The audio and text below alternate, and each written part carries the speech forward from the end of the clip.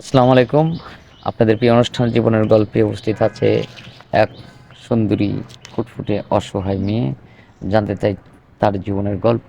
আসসালামু আলাইকুম আপু, কেমন আছেন? ওয়ালাইকুম আসসালাম ভাই, আপনি কেমন আছেন? আলহামদুলিল্লাহ ভালো আছি। আপু, তোমার জন্মস্থান কোথায়? কুমিল্লা, চাঁদপুর। তোমার পরিবারে কে কে আছে? আম্মু আছে। আম্মু আছে, আব্বু নাই? না, আম্মু আরেকটা জায়গায় বিয়ে বইছে বর্তমানে। আর তোমার আব্বু কি করে?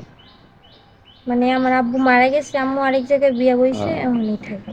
তোমার আব্বু মারা হয়েছে কত বছর হয়েছে? আমার 7 বছর যে সময় সে মারা গেছে। সেই সময় মারা গেছে। হুম, তো আমাদের এখানে আসছো মানে বিয়ের জন্য না সাহায্য সহায়তার জন্য? বিয়ের জন্য। এখন কার কাছে তুমি থাকো, কার কাছে? আন্টি আঙ্কেলের কাছে। আন্টি আঙ্কেলের কাছে। হুম, আন্টি আঙ্কেল বলতে কি মামা মামি, না খালা খালু, না চাচা চাচি? খালা খালু। খালা খালুর কাছে থাকো। হুম। আহ, খালা কি করে? চাকরি করে। চাকরি করে। কি গার্মেন্টসের? হুম।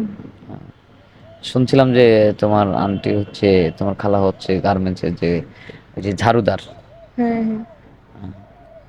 তোমার আঙ্কেল কি করে? আঙ্কেল কিছুই করে না, নেশা পানি করে। এগুলো নিয়ে। ও, নেশা পানি করে না? হুম। তোমার আঙ্কেলের ব্যবহার কেমন? অনেক খারাপ। অনেক খারাপ? একটু জোরে বলো। তোমার আঙ্কেলের অনেক ব্যবহার খারাপ। কেমন? অনেক খারাপ না? হুম। তোমার আন্টির সাথে কি, তোমার আন্টি কি খুব নির্যাতন করে? টাকা মনে করেন যেদিন টাকা না থাকে, নেশা না করতে পারে, এদিনকে বাসার মধ্যে ঝগড়া লাগে, সবকিছু ভাঙাচুর করে, এগুলা করে। তুমি যে থাকো তোমার আন্টির কাছে, কোনো সমস্যা হয় না?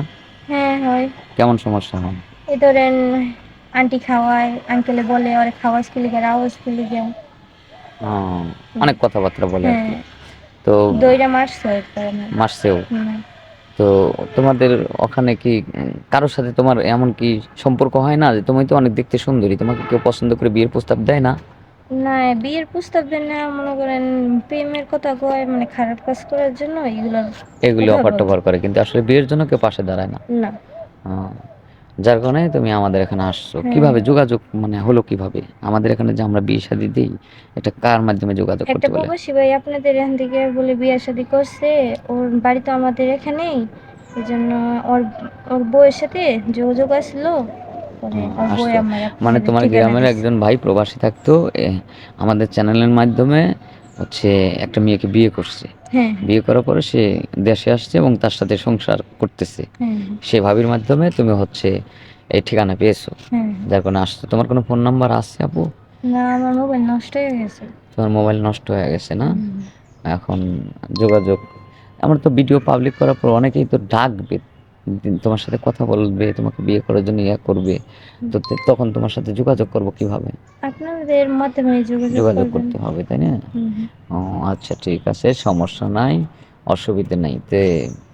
এখন কেমন পাত্র চাচ্ছ তোমার লাইফে? মন ভালো হলে হোক, বিয়ে মানে বিয়ে করা হোক বা বয়স্ক হোক, কোনো সমস্যা নেই। সমস্যা নেই না? না। ও, আচ্ছা ঠিক আছে। সুপ্রিয় দর্শক, শুনলেন মেয়েটার অসহায়ত্বের কথা। তার আসলে বাবা নেই, মা আসছে, তা অন্য জায়গায় বিয়ে হয়েছে।